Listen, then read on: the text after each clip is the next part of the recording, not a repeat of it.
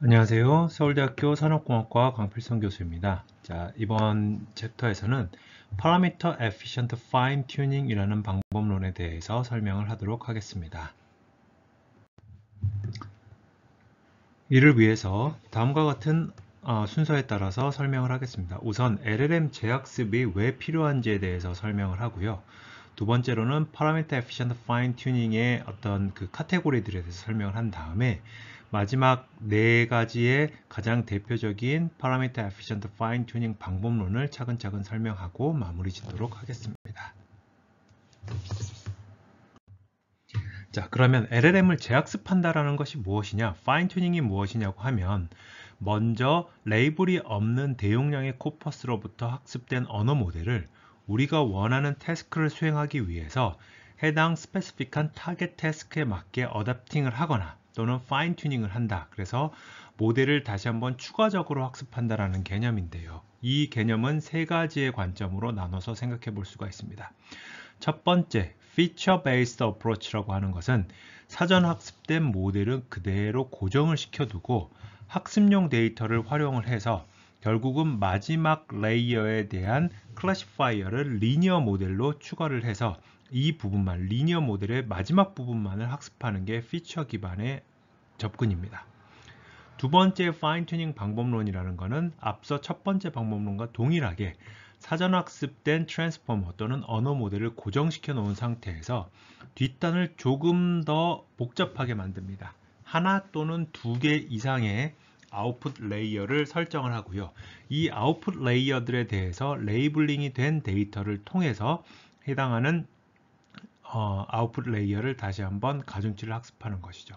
그렇기 때문에 첫 번째와 두 번째에 해당하는 방법론들은 사전 학습된 언어 모델이 다시 그 언어 모델 자체가 업데이트가 되지는 않습니다. 태스크에 맞게 태스크 스페시픽한 레이어, 그게 단순히 리니어 레이어가 됐건 아니면 한 개 이상의 뉴럴 네트워크가 됐건 해당하는 윗부분만을 학습을 시키는 방식, 추가 학습을 시키는 방식입니다. 반면에 세 번째 파인 튜닝에 대한 두 번째 전략은 여기 보시는 이 마크에서 보시는 아이콘을 본 것처럼 사전 학습된 이 언어 모델에 대해서 우리가 원하는 타겟 태스크의 레이블용 데이터가 있을 때 언어 모델도 학습을 하고 그 태스크를 수행하기 위한 스페시픽한 레이어도 학습을 해서 이 모두를 학습하는 과정입니다.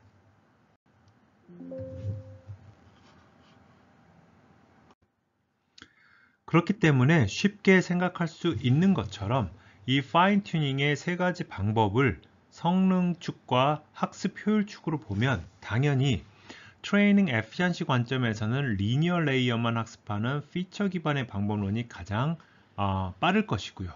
반면에 모든 레이어를 학습시키는 이 풀 파인 튜닝이 가장 속도가 느릴 것입니다. 반대급부로 그렇게 많이 파인 튜닝을 하기 때문에 성능 측면에서는 역으로 풀 파인 튜닝이 가장 성능이 높을 것이고 피처 기반의 마지막 리니어 레이어만 학습하는 방법론의 성능이 가장 낮게 나타날 것입니다.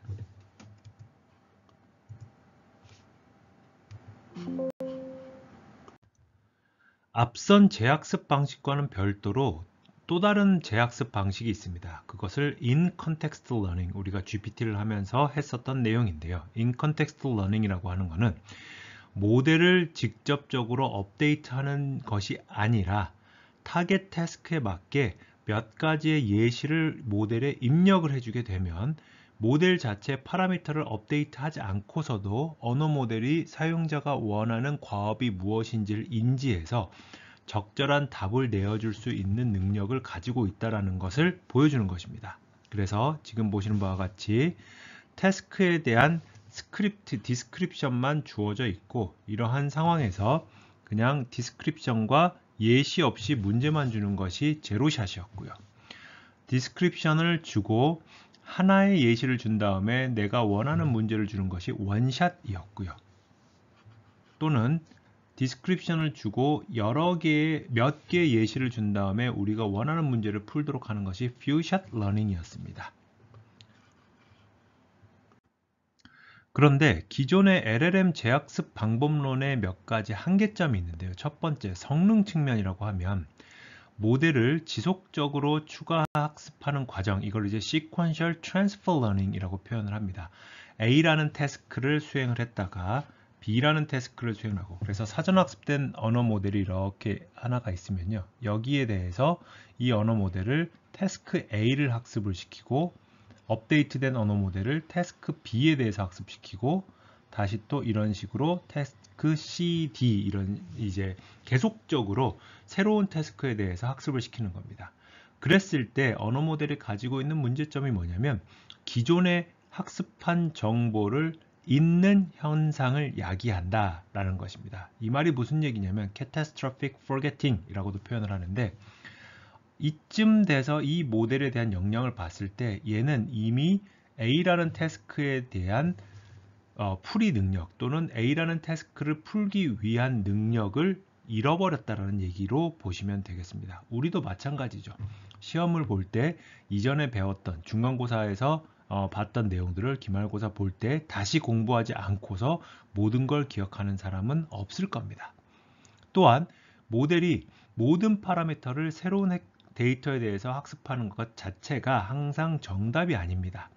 아래에 있는 이 그림에서 K는 0일 때는 멀티태스크 러닝, 그러니까 한 번에 모든 태스크를 다 동시다발적으로 학습하는 것이고요. K가 무한대일 때의 sequential transfer learning이라고 하는 것은 하나하나씩 순차적으로 이제 학습을 시키는 것을 의미를 합니다.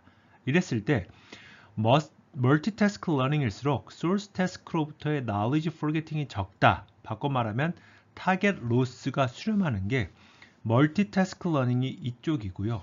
그 다음에 시퀀셜 트랜스퍼 러닝이 이쪽입니다. 그래서 멀티태스크 러닝을 했을 때는 타겟 태스크의 이 로스 자체가 줄어드는 속도가 굉장히 느리죠. 대신 knowledge forgetting이 적습니다. 반면에 sequential transfer learning 같은 경우에는 특정 태스크에 수렴하는 속도가 굉장히 빠른데 그에 대한 반대급부로 catastrophic forgetting이 일어난다는 것입니다. 두 번째, 기존 LLM 재학습 방법론의 한계점은 말 그대로 유한한 자원에 있습니다. 모델의 크기가 점점 커짐에 따라서 모델의 전체 파라미터를 학습하는 것은 굉장히 어려워집니다. 특히 각 다운스트림 태스크마다 독립적으로 학습된 모델을 저장하고 배포할 때 막대한 시간과 컴퓨팅 자원이 필요해진다는 문제점이 있어서 이만큼의 자원을 가지고 있지 않은 개인 또는 조직은 LLM을 재학습시키고 싶어도 학습시킬 수 없는 상황이 발생한다는 문제점이 있습니다. 앞선 두 가지의 문제점은 LLM을 직접적으로 재학습시킬 때 문제점이었고요. 재학습을 하는 전략 중에 두 번째 전략인 In Context Learning 관점에서 보면 신뢰성에 대한 문제가 있다는 연구가 있습니다. 이게 무슨 말이냐면 원래 In Context Learning은 모델을 따로 튜닝할 필요가 없이 문제를 효과적으로 풀이를 할 수가 있다라고 밝혀져 있습니다. 그리고 이러한 In Context Learning을 하기 위해서는 데몬스트레이션과 테스트 인풋을 모델의 입력으로 사용을 합니다. 지금 그림에 있는 예시로 보자면 몇 가지의 감성 분석 또는 긍부정 분석을 하는 태스크를 하기 위해서 3개의 In Context Example을 주고요. 거기에 대해서 내가 원하는 테스트 인풋을 주었을 때 우리는 저 문장이 positive라는 것을 LLM이 알려주는 것을 원하는 것입니다. 그런데 여기에 대해서 놀라운 연구가 하나가 있습니다. 어떤 경우에는 랜덤하게 레이블을 넣어주더라도 문제를 잘 해결한다라는 연구 결과가 존재합니다. 이 말은 무슨 얘기냐면 샘플의 X와 Y가 원래는 Y가 골든 레이블이라고 하는 정답이어야 되는데 앞선 예시에서처럼 똑같은 X에 대해서 갑자기 뜬금없이 파지티브나 네거티브도 아닌 해피, 웨이브, 러브와 같은 단어를 주었음에도 불구하고 테스트 인풋을 주었을 때 랭귀지 모델이 이거를 파지티브라고 정확하게 예측하는 어떻게 보면 굉장히 신기하지만 놀라운 현상이 관측됐다는 것입니다. 오른쪽에 보이는 그래프를 보시면 모델들에 따라서 데몬스트레이션이 없을 때, 데몬스트레이션이 있는데 실제 정답 레이블을 주었을 때, 그리고 데몬스트레이션이 있지만 랜덤한 레이블을 줬을 때 사실은 이 랜덤한 레이블은 오답인 거잖아요. 그럼에도 불구하고 성능 감소의 폭이 매우 적거나 아니면 특정 상황에서는 거의 비슷한 성능을 그대로 유지한다. 그러면 과연 in context learning에서의 demonstration의 x, y의 관계를 학습해서 정답을 내는 것인지 아니면 또 다른 어떤 접근에 의해서 정답을 내는 것인지 우리가 확신할 수 없다라는 뜻이 됩니다. 그래서 이를 종합해 보자면 기존의 LLM 재학습 방법론은 모델을 지속적으로 추가 학습하는 과정은 언어 모델이 기존에 학습한 정보를 잊는 현상을 야기한다. Catastrophic Forgetting 현상이 반드시 발생을 한다. 두 번째, 모델의 크기가 점점 커짐에 따라서 모델의 전체 파라미터를 학습하는 것이 어려워진다. 마지막으로 In Context Learning 접근 방식에서는 실제 정답이 아닌 랜덤한 정답 레이블을 넣어주더라도 문제를 잘 해결하기 때문에 In Context Learning이 정말 효과가 있느냐라는 것에 대한 의문이 제기되고 있다는 뜻입니다. 그래서 우리가 여기서 이 챕터에서 하고자 하는 바는 파라미터의 수가 굉장히 많은 LLM도 효율적으로 학습할 수 있는 방법이 없을까라는 근본적인 질문에 대한 답을 찾아가는 과정입니다. 그에 대한 대안들이 PEFT라고 표현하는 Parameter Efficient Fine Tuning이라는 방법론들입니다. 자, 그러면 이번 챕터에서는 Parameter Efficient Fine Tuning에 대한 몇 가지의 카테고리와 오버뷰를 한번 같이 보도록 하겠습니다. 한 번 더 등장에 대한 배경을 얘기를 하자면 LLM의 파라미터는 매우 많기 때문에 Full Fine Tuning 자체는 비용이 매우 많이 들더라. 그렇기 때문에 조금 더 효율적으로 파인 튜닝을 할 필요가 있다. 그래서 Parameter Efficient Fine Tuning이라는 이제 기법들이 등장을 하게 됩니다. 근데 굉장히 짧은 시간 동안 정말 많은 방법론들이 제안이 되었고요. 그렇기 때문에 지금 강의 자료에 제시된 몇 가지의 리뷰 논문들을 관심 있는 학생들은 한번 훑어보고 해당하는 그 논문에 있는 카테고리 또는 텍소노미를 한번 참고해 보시는 것이 좋을 것 같아요. 리뷰 논문에 대해서 카테고리를 다르게 구분합니다. 2023년도에 해당하는 논문에 대해서는 예를 들어서 additive 방식이냐, 어댑터 방식이냐, 소프트 프롬프트 방식이냐, 셀렉티브 방식이냐 또는 리파라메터라이제이션 방식이냐에 따라서 PEFT 방법론들을 구분하고 있고요. 또 다른 리뷰 논문에서는 연도별로 이렇게 트리 형태로 각각의 갈래를 구분하는데 Additive Fine Tuning 방식이냐, Unified 방식이냐, Reparameterization 방식이냐, 하이브리드냐, Partial Fine Tuning이냐 이런 식에 따라서 여러 가지의 기법들, 이 기법 하나하나가 사실은 연구 논문이라고 생각을 하시면 됩니다. 여기서도 마찬가지입니다. 여기서는 조금 더 구분을 이제 다시 한번 디시전 트리의 형태로 텍소노미를 구분을 해줬는데요. 역시 마찬가지로 additive 방식이냐, partial fine tuning이냐, reparameterization 이냐, 하이브리드냐, unified냐 라는 방식으로 이제 구분을 하고 있습니다. 본 강의에서는 PEFT 방법론을 크게 아래 4가지의 접근 방식을 통해서 설명을 하고자 합니다. 우선 그림에서 보는 차이점은 뭐냐면요. 각 그림에서 배경색이 흰색인 부분은 프리즈가 되어 있다고 보시면 되겠습니다.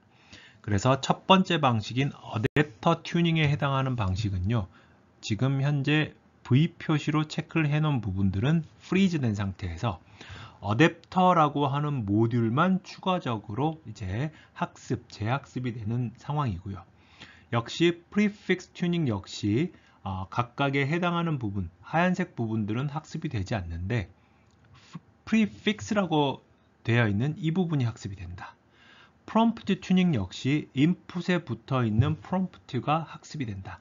여기서 근데 프롬프트는 우리가 말하는 자연어 프롬프트가 아닙니다. 그래서 학습 가능한 어떤 특정 차원의 추가적인 연속형의 벡터라고 생각을 해주시고요. 뒤에서 좀 더 자세히 설명을 하겠습니다. Low Rank Adaptation은 로라라고 불리고요. 이거는 결국은 Singular Value Decomposition, 행렬의 특이값 분해를 통해서 우리가 필요한 이 디멘전의 차원은 그대로 유지를 하되 이를 계산하는 과정에서 최대한 효율적으로 계산을 하겠다라는 접근이라고 생각하시면 되겠습니다. 지금부터 각각의 방법론에 대해서 차근차근 하나씩 해보겠습니다. 자, 첫 번째 PEFT 방식으로 어댑터라고 하는 방법론에 대해서 설명을 하겠습니다. 자, 어댑터라고 칭하는 스몰 뉴럴 네트워크를 기존의 트랜스포머 구조에 연결한 겁니다. 그리고 오리지널 피처를 적은 차원으로 치환하는 바틀렉 구조를 차용을 하는데요. 이 말이 무슨 얘기냐면 우리가 지금까지 계속적으로 트랜스포머에 대한 구조를 학습을 했기 때문에 살펴보자면 트랜스포머의 구조는 기본적으로 멀티-헤드 어텐션과 피드-포워드 레이어로 구성이 되어 있습니다. 그러면 여기에 대해서 중간중간에 이러한 어댑터 구조를 이렇게 끼워 넣는다는 얘기죠.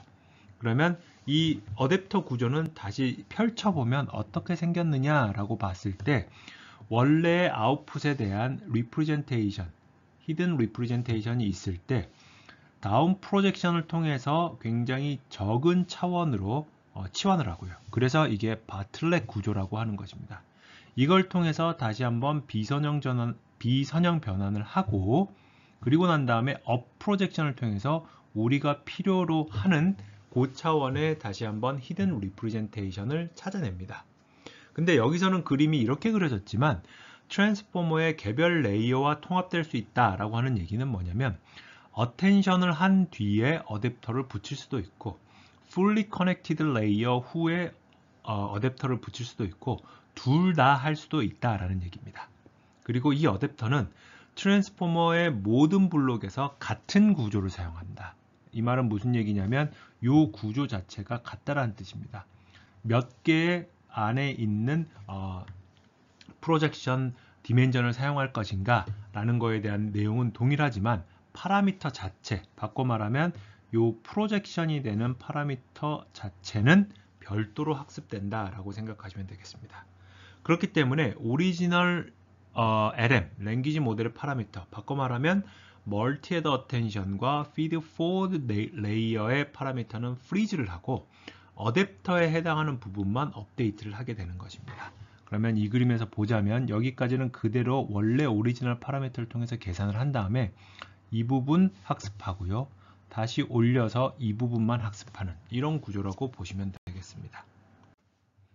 이렇게 했을 때 어댑터의 효과를 살펴보면 버트의 라지 기준으로 원래의 파라미터의 2에서 3% 정도의 파라미터만을 재학습을 함으로써 대부분의 태스크에서 풀 파인 튜닝과 유사한 성능을 산출했다라는 이제 연구 결과가 있습니다. 밑에 그림에서 보시면 글루 벤치마크 또는 어디셔널 태스크에서 보시면 주황색에 해당하는 부분이 어댑터를 차용했을 때였고요. 파란색에 해당하는 부분이 파인 튜닝의 탑 레이어들을 이제 학습을 하는 건데 이 레이어에 대해서 트레이너블 파라미터가 많을수록 사실은 비용이 많이 드는 거잖아요. 그랬을 때 어댑터를 사용했을 경우에는 성능 저하가 거의 없는 상태에서 또는 성능이 조금은 향상되는 것을 보이면서도 우리가 업데이트를 해야 되는 파라미터의 개수가 굉장히 적게 나타나는 것을 보실 수가 있습니다. 두 번째 방식으로는 프리픽스 튜닝이라는 것을 설명을 하도록 하겠습니다. 프리픽스 튜닝은 우선 프리픽스가 뭐냐라고 했을 때 학습 가능한 연속형의 벡터라고 생각을 해주십시오. 그리고 이 프리픽스는 태스크에 스페시픽한 벡터로서 가상의 토큰 임베딩이라고 할 수 있습니다. 이 말이 무슨 얘기냐면 원래 프리픽스는 여기 보는 것처럼 virtual 토큰, 가상의 토큰으로 생각을 하고요.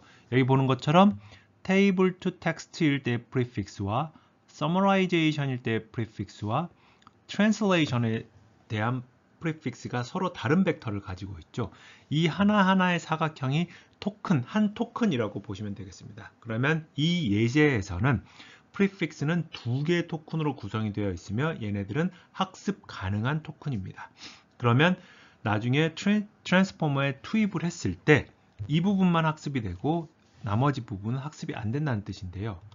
비교를 다시 한번 해보자면 원래 full fine tuning에서는 각각의 트랜스포머 레이어에서 어떠한 태스크건 상관없이 모든 토큰들, 모든 레이어에 대한 파라미터들이 학습이 되는 상황이라고 한다면 프리픽스 튜닝에서는 오리지널 랭귀지 모델의 파라미터들은 프리즈를 하고 각각의 그 인코더 또는 디코더 블락별로 프리픽스라고 하는 부분들을 조금 몇 개의 토큰을 추가를 해서 얘네들만 학습을 시키는 것입니다. 그렇기 때문에 전체적인 레이어에 대한 그 파라미터들은 그대로 고정이 된 상태에서 레이어별로 프리픽스를 투입을 해서 추가적인 학습을 시킨다는 뜻입니다. 이 프리픽스 튜닝은 프롬프팅으로부터 영감을 받았는데요. 이게 뭐냐면 적절한 컨텍스트가 주어지면 랭귀지 모델의 파라미터를 수정하지 않고서도 원하는 결과를 얻을 수 있다. 그렇기 때문에 우리는 프롬프트 엔지니어링이라는 용어도 쓰잖아요. 그것처럼 컨텍스트를 통해서 입력 X를 인코딩하는 과정에서 영향을 주고 이를 통해 출력 Y를 원하는 방향으로 생성할 수가 있습니다. 그래서 인스트럭션 자체를 우리의 자연어가 아니라 컨티뉴어스한 워드 임베딩으로 취급해보자 라는 게 프리픽스 튜닝의 의도입니다. 그래서 이를 통해서 트랜스포머의 위쪽 방향으로도 영향을 주고 이게 어떤 태스크인지에 대한 주의 환기를 시켜주는 것이고요. 트랜스포머의 오른쪽 방향으로도 영향을 주자.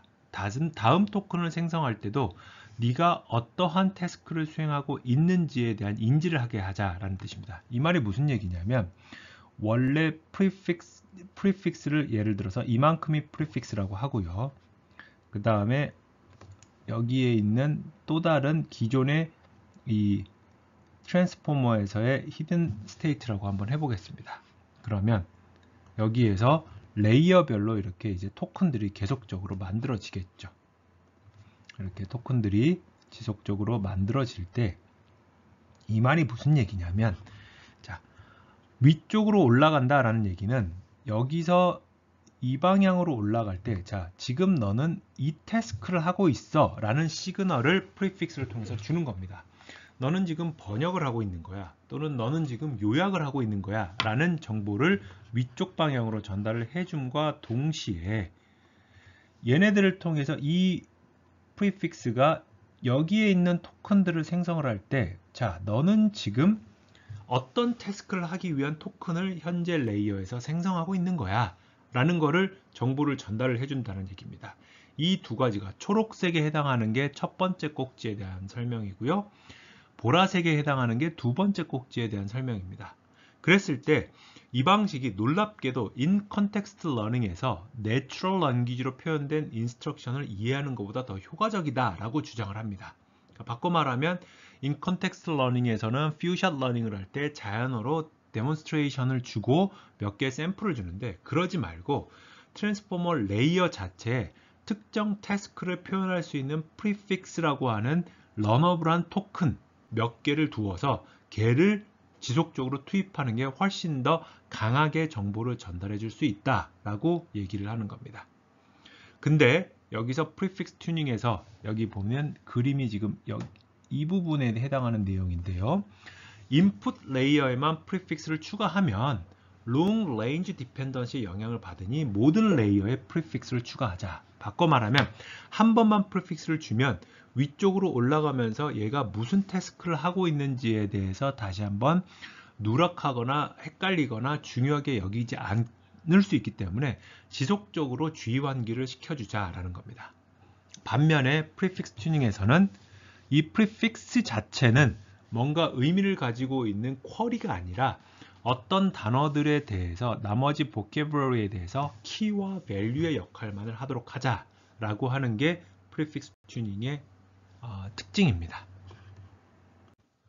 이러한 프리픽스 튜닝은 언어 모델의 언어 모델 구조가 인코더, 디코더 구조인 경우 또는 디코더 온리 구조인 경우 모두에서 사용될 수가 있습니다.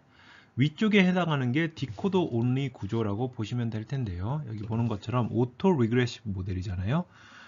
프리픽스를 주고 소스를 주고 타겟을 주는 겁니다. 그랬을 때 프리픽스 자체가 소스와 함께 연결되어서 타겟을 만들어내는 데 이제 역할을 하는 것이고요.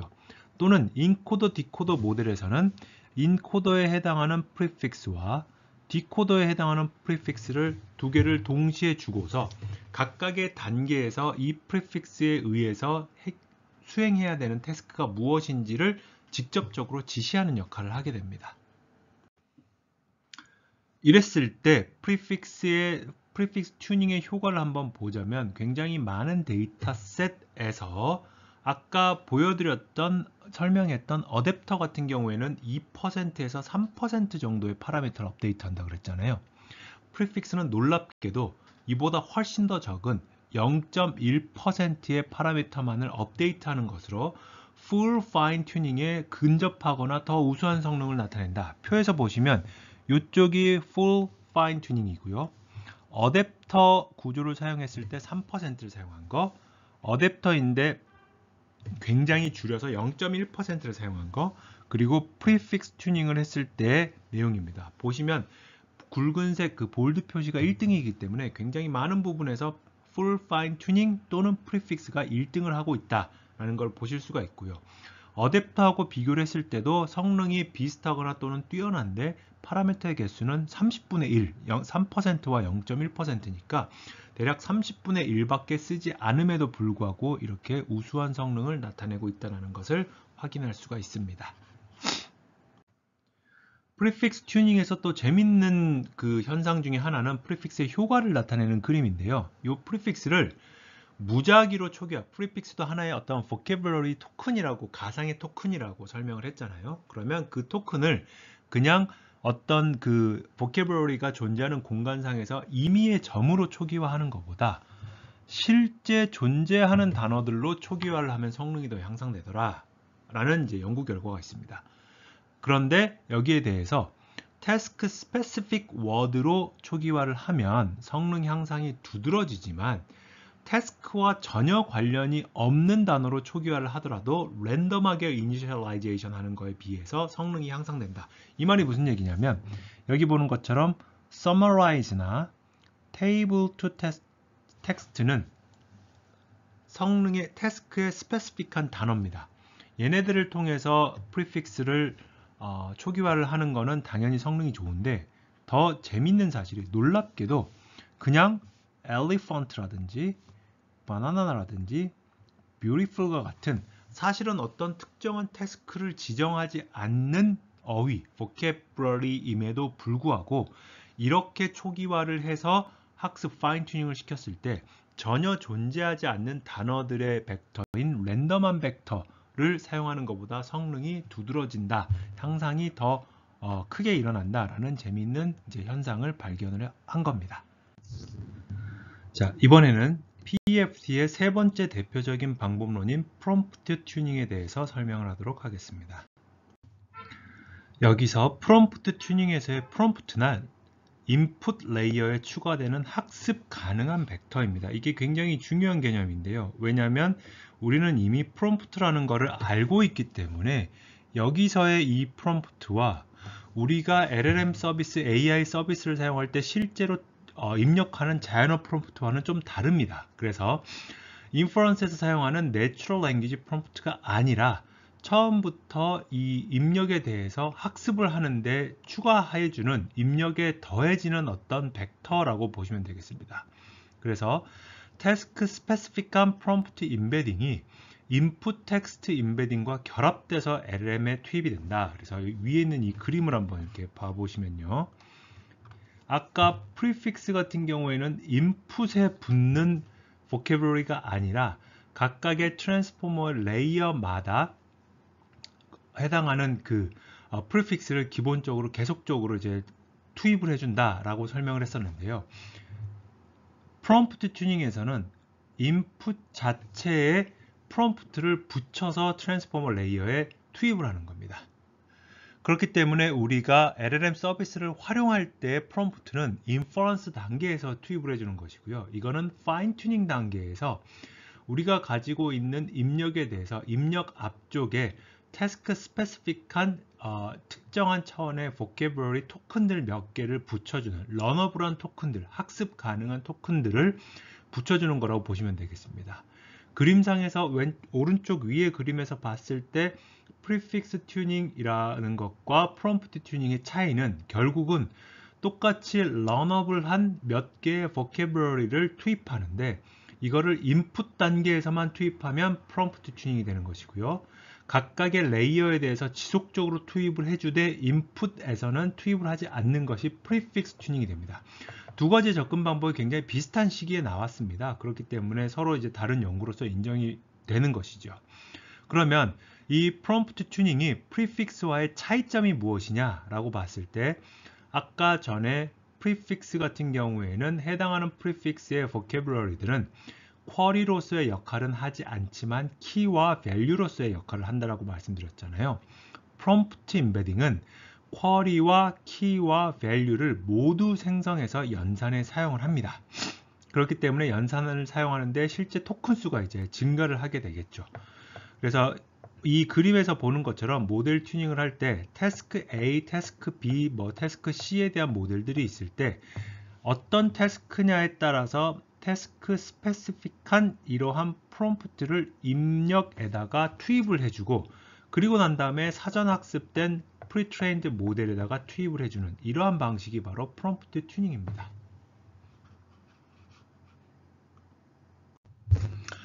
참고로 프롬프트 튜닝이라는 이 PFT 방식은 2021년도에 제안된 방식인데요. 2021년도는 GPT-3가 등장한 이유이긴 한데 이 당시에 자주 사용되던 우리가 수업 시간에서 했었던 텍스트 투 텍스트 제너레이션 모델인 T5를 베이스 모델로 사용을 합니다. 그러면 텍스트 투 텍스트 제너레이션 모델의 인퍼런스 과정을 한번 살펴보자면 우선 X라고 하는 주어진 일련의 토큰 시퀀스들에 대해서 사전 학습된 랭귀지 모델의 파라미터를 이용을 해서 결국은 가장 확률이 높은 아웃풋 토큰을 생성하는 게 바로 텍스트 투 텍스트 제너레이션입니다. 그런데 프롬프팅 같은 경우에는 어떤 전략을 쓰는 것이냐라고 했을 때 주어진 토큰들의 시퀀스에 더해서 태스크를 수행하는데 적절한 프롬프트를 제공을 하는 것이고요. 그래서 인퍼런스 관점에서죠. 적절한 프롬프트를 제공을 했을 때 사전 학습된 랭귀지 모델의 파라미터를 이용을 해서 가장 확률이 높은 아웃풋 토큰을 생성하는 것이 바로 프롬프팅 전략입니다. 우리가 많이 쓰고 있는 전략인 거죠. 그런데 프롬프트 튜닝이라는 개념은 무슨 말이냐면 역시 주어진 일련의 토큰 시퀀스들에 대해서 더해서 태스크를 수행하는 데 적절한 프롬프트를 제공을 하고 사전 학습된 랭귀지 모델의 파라미터는 고정을 한 상태에서 가장 확률이 높은 아웃풋 토큰이 생성이 되도록 프롬프트 토큰 임베딩을 학습하는 겁니다. 그래서 여기에서의 이 프롬프트는 뭔가 우리의 자연어가 아니라 학습 가능한 얘는 학습이 가능한 일련의 토큰들입니다. 어떤 토큰인지는 모르고 그 토큰들이 실제로 자연어와 있다. 자연어로 존재하는지 아닌지도 모를 수도 있을 것입니다. 그렇지만 학습 가능한 일련의 토큰들을 이제 학습하고자 하는 게 프롬프트 튜닝입니다. 그러면 프롬프트 튜닝의 한번 효과를 살펴보겠습니다. 여기서의 프롬프트 디자인은 우리가 알고 있는 프롬프트 엔지니어링, 바꿔 말하면 인퍼런스 시점에서의 프롬프트를 어떻게 설계할 것이냐에 대한 내용이라고 보시면 되겠습니다. 그랬을 때 프롬프트 디자인에 비해서 동일한 모델 크기에서 더욱더 향상된 성능을 보여주고요. 밑에 보시면 그림에서 파란색에 해당하는 부분들이 프롬프트 디자인이고 초록색의 X 표시가 이제 프롬프트 튜닝입니다. 빨간색이 모델을 풀 파인 튜닝을 한 부분이라고 보시면 되겠죠. 이랬을 때 풀 파인 튜닝과 비교했을 때 최소 0.001%의 파라미터만을 이용해서도 상당히 준수한 성능을 보인다. 그러면 아까 어댑터는 2%에서 3% 정도라고 말씀을 드렸죠. 설명을 했었죠. 프리픽스 튜닝 같은 경우에는 0.1%라고 설명을 했었죠. 프리픽스 튜닝은 여기 보시는 바와 같이 이쪽에 계속적으로 들어가기 때문에 이를 업데이트 하는데 프롬프트 튜닝보다는 조금 더 많은 파라미터가 사용이 되는데 프롬프트 튜닝은 여기 얘만 딱 들어가잖아요. 그렇기 때문에 0.001%라고 하는 굉장히 극단적으로 낮은 비율만을 업데이트를 해도 상당히 준수한 성능을 보인다라는 것이 확인이 되었습니다. 자, 그러면 여기서 또 한 가지 이제 몇 가지 실험 결과를 설명을 하겠습니다. 프롬프트 튜닝에서의 첫 번째 파인딩 같은 경우에는 LLM의 모델 성능은 프롬프트 랭스에 비례하지 않고 일정한 길이이면 수렴하는 것으로 보인다라는 얘기가 무슨 얘기냐면요. 왼쪽 아래 그림에서 보면 프롬프트 튜닝을 할 때 토큰의 개수를 1개를 쓸 거냐, 5개를 쓸 거냐, 20개를 쓸 거냐, 100개를 쓸 거냐, 150개를 쓸 거냐를 가지고 비교를 해봤을 때 1개와 5개는 어느 정도 캐퍼가 높지 않기 때문에 성능이 떨어지지만 사실 20개나 100개나 150개는 모델 사이즈에 따라서 그렇게까지 크게 차이가 나지는 않는 것으로 보인다라는 게 이제 첫 번째 파인딩이고요. 파인딩 두 번째는 이거는 프리픽스에서 나온 결론과 동일합니다. 일관성이 있습니다. 랜덤하게 해당하는 vocabulary를 initialization, 초기화하는 것보다는 sampled vocabulary 또는 클래스 레이블 자체가 더 우수한 성능을 나타낸다. 그러나 sampled vocabulary와 클래스 레이블 자체의 차이는 그렇게까지 유의미하지 않은 것 같더라 라는 게 여기서의 결론입니다. 자, 그러면 지금부터는 PFT의 마지막 방식인 Low Rank Adaptation에 대해서 설명을 하도록 하겠습니다. Parameter Efficient Fine Tuning의 마지막 방법, 대표적인 방법, 로라라고 불리고요. 지금은 대부분의 Fine Tuning 관점에서 LLM을 어댑테이션하는 관점에서 로라를 거의 필수적으로 사용하고 있습니다. Low Rank Adaptation은 어떠한 의도 또는 관측에서 시작을 하냐면 Over Parameterized 모델의 Intrinsic Dimension 자체는 모델에서 설계된 디멘전보다 훨씬 더 작다라는 이제 파인딩에서부터 시작합니다. 이게 무슨 얘기냐면 오른쪽에 있는 표에서 보면요, 버트 라지, 로버타 베이스 라지 이런 부분들이 있잖아요. 그랬을 때 실질적으로는 모델이 가지고 있는 전체적인 그 히든 디멘전은 훨씬 더 큽니다. 그런데 여기서 얘기하고자 하는 바는 풀 모델의 90% 정도의 성능을 달성하기 위해서 필요한 인트린직 디멘전이 몇 개냐라고 봤을 때 로버타 라지 같은 경우에는 207개의 차원이면 된다. 예를 들어서 원래 트랜스포머의 디멘전은 4096 또 이런 식으로 이제 잡아놨었는데 사실은 그거보다 훨씬 더 적은 디멘전으로도 어느 정도 준수한 성능을 나타낼 수 있다라는 거죠. 로라에서는 그렇다면 오버 파라메터라이즈드 모델의 인트린직 디멘전이 모델에서 설계된 디멘전보다 작다면 어댑테이션 관점에서도 분명히 낮은 차원의 인트린직 랭크가 존재할 것이다 라고 하는 굉장히 자연스러운 가정을 수립을 합니다. 이 말이 무슨 얘기냐면 사전학습을 한 모델이라고 하면 X 인풋에 대해서 요 W라고 하는 R의 D 곱하기 D 차원의 정방형의 W 매트릭스를 곱하는 이러한 방식인데 이 W 자체를 원래 풀 파인 튜닝은 W를 새로운 데이터가 주어졌을 때 W 프라임으로 이제 학습을 해야 됩니다.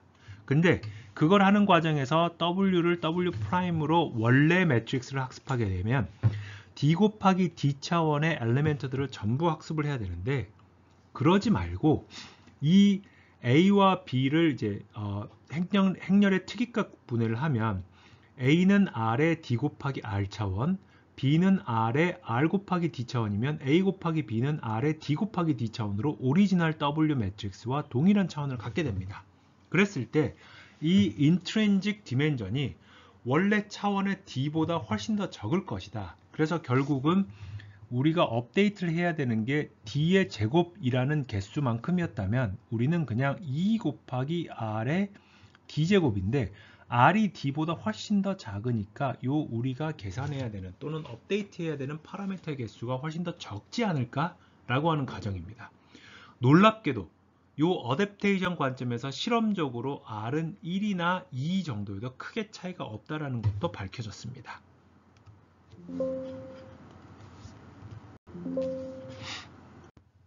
그래서 로라는 기존의 웨이트는 프리즈를 시키고 로우 랭크 매트릭스인 A와 B를 학습하자라는 게 목적이고요. 로라의 원 논문에서는 어텐션 레이어에서만 로라를 적용하고 MLP 레이어에서는 적용을 하지 않습니다. 그래서 여기 보는 것처럼 학습 과정에서 W0는 프리즈를 시켜놓고 어댑테이션을 하는 관점에서 B와 A를 랜덤 가우시안으로 초기화를 하는데, 그렇게 되면 델타 W는 학습 초기에는 이제 제로 매트릭스가 됩니다. 근데 이거를 데이터를 파인 튜닝용 데이터를 통해서 적절한 A와 B를 찾아내는 것을 목적으로 합니다. 그러면 여기서 한 가지 의문점이 생길 수가 있습니다. 로라가 매우 적은 인트린직 디멘전만 사용해도 도대체 잘 작동하는 이유가 무엇일까? 라는 이유에 대해서 로라는 기존의 W를 보존을 하고 이에 델타 W를 더해주는 방식입니다. 이 말은 바꿔 말하면 W가 이미 대부분의 표현 능력을 가지고 있기 때문에 A 곱하기 B라고 하는 델타 W는 약간만 수정해도 파인 튜닝의 효과를 충분히 볼 수가 있습니다. 다시 말하면 트랜스포머는 여러 층이 쌓인 비선형 함수이기 때문에 각 층에서 랭크 1의 변경만 일어나더라도, 여기 보시면 이 그림이죠. 각각의 레이어에서 층에서 랭크 1에 대한 변경만 일어나더라도 전체적인 네트워크 측면에서는 충분히 큰 조정이 일어날 수 있음을 밝혀주는 것입니다. 그래서 로라의 성능을 한번 살펴보자면 이 몇 가지 표들을 이제 뒤에서 보여줄 건데요. 이 핵심 내용은 훨씬 더 적은 수의 파라미터만을 학습시킨다. 1% 미만인데 대부분의 모델과 데이터셋 조합에서 full fine tuning보다도 우수한, 바꿔 말하면 여기서 prefix는 약 0.1%였고요. 프롬프트는 최대 0.001%였습니다. 이것보다는 사실은 1%가 훨씬 더 큽니다. 그렇지만 핵심적인 내용은 뭐냐? full fine tuning보다도 우수한 성능을 나타내더라.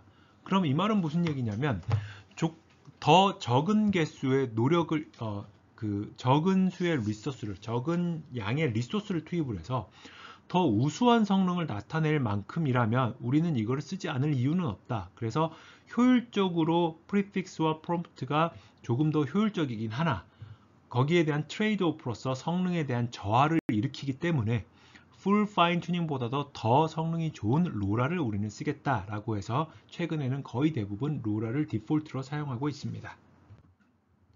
앞에서 보여드렸던 내용들은 이제 버트에 해당하는 내용들이었고요. GPT-2에 대해서도 보시면 풀 파인 튜닝, 어댑터를 어디에 했는지, 그리고 프리픽스를 했는지, 그리고 로라를 적용했을 때를 봤을 때 로라를 적용했을 때 보시는 것처럼 심지어 풀 파인 튜닝의 결과물보다도 로라가 성능이 좋아지면서 우리가 학습을 해야 되는 파라미터는 774밀리언에서 0.77밀리언이니까 진짜로 1% 정도밖에 되지 않는 0.1%인가요? 이 정도밖에 되지 않는 파라미터를 업데이트 하면서도 성능의 향상을 이루어내는 놀라운 결과를 볼 수가 있습니다. GPT-3에서도 역시 마찬가지의 결과를 나타내는 것을 이 장표에서 보실 수가 있습니다. 또 다른 로라의 장점을 살펴보자면 다른 PFT 방법론들에 비해서 모델의 크기의 변화에 더 강건하다. 이 말이 무슨 얘기냐면 그림에서 파란색 동그라미가 full fine tuning이고요. 그 다음에 노란색 십자 표시가 프리픽스의 임베딩이니까 이게 사실은 프롬프트 튜닝입니다. 별표가 프리픽스 튜닝이고요. X 표시가 주황색 X 표시가 어댑터인데 로라는 모델의 크기 X축의 그 변화에 따라서 Y축의 성능 자체가 그렇게까지 크게 변화하지 않는 것을 보실 수가 있을 겁니다. 로라를 업데이트하는 것에 대해서 예를 들어서 파라미터 버짓을 18밀리언으로 제한을 하고 어텐션 레이어에만 로라를 이제 적용한 상황에서 쿼리와 키와 밸류 그리고 아웃풋 매트릭스가 있을 때 어떤 방식으로 로라를 적용하는 것이 효과적인지를 탐색하는 에볼레이션 스터디의 결과를 보면 여기 보시는 바와 같이 4개의 모든 매트릭스에 대해서 랭크를 2로 적용을 한 것이 특정한 매트릭스의 랭크를 8로 적용한 것보다 성능이 더 우수하더라. 그래서 모든 이 매트릭스 query key value output에 대해서 전부 다 로라를 적용하는 게 훨씬 더 효과적이다라는 것을 알 수가 있습니다. 그리고 아까 서두에 먼저 얘기한 것처럼 랭크를 이번에는 버짓을 제한을 두지 않고 랭크가 1일 때, 2일 때, 4일 때, 8일 때, 64일 때 이렇게 살펴보면 랭크가 놀라울 만큼 작은, 바꿔 말하면 R이 1, 2 정도에서도 그렇게까지 크게 성능 차이가 나지 않는 것을 볼 수가 있습니다. 실제로 이 히든 디멘전이 보통 뭐 4096, 뭐 2048 이렇게 이제 쓰던 상황에서조차도 랭크가 1 또는 2로 극단적으로 줄였음에도 불구하고 성능의 저하가 일어나는 게 아니라 성능이 향상되었다는 것은 굉장히 중요한 발견이겠지요. 또한 로라가 가지고 있는 또 다른 장점 중에 하나는 뭐냐면 사전 학습된 언어 모델은 공유를 하되 태스크별로 로라 모듈을 교체해서 사용을 가능합니다. 이게 무슨 말이냐면 밑에 있는 이 그림으로 보자면 똑같은 상황에서 왼쪽에 있는 로라 모듈은 번역 태스크를 위한 로라다. 근데 나 이번에는 감성 분석을 해야 되겠는데 라고 하면 감성 분석용 로라를 따로 만들어 가지고 그때그때 우리가 원하는 스페시픽한 태스크가 뭐냐에 따라서 로라 모듈을 갈아 끼우는 것이 가능해진다 라는 걸로 보시면 되겠습니다. 로라가 가지고 있는 또 하나의 장점은 뭐냐면 인퍼런스에 대한 레이턴시가 없다. 이 말은 무슨 얘기냐면 추론을 하는 데 있어서 추가적인 시간이 들지 않는다 라는 얘기고요. 다른 기존의 PFT 방법론에 독립적 오소고널하다라는 얘기는 이제 각각의 개별적인 모듈처럼 끼워 쓸 수가 있기 때문에 함께 결합해서 사용될 수 있다라는 것입니다. 그래서 왼쪽 아래 유니펠트라고 하는 논문에 대한 우리 연구실의 유튜브 영상이 있는데요. 이 논문에서 제안하는 어떤 구조가 오른쪽 그림입니다. 그래서 여기 보시는 것처럼 모든 방법론들을 사실 좋아 보이는 걸 다 끼워 넣었어요. 로라도 끼워 넣고 거기에 프리픽스 튜닝도 하고 거기에 어댑터까지 끼워 넣어 가지고 이런 것들을 전부 다 했을 때 하나의 방법론만 적용한 것보다 사전 학습이 더 잘 되더라 라는 이제 장점을 가지고 있는 겁니다. 사전 학습이 아니라 파인 튜닝이 잘 되더라 라는 장점을 가지고 있는 겁니다. 그래서 참고로 이제 정리를 하자면 이 PFT 방법론에 따라서 어떠한 특징이 있으며 어떠한 효율성이 있는지를 이렇게 정리해 놓은 이런 장표들도 있습니다. 그래서 이거를 참고해 보시고 이용을 해 보시면 좋을 것 같습니다. 자, 여기까지 해서 Parameter Efficient Fine Tuning에 대한 내용을 모두 설명을 했고 마치도록 하겠습니다. 수고하셨습니다.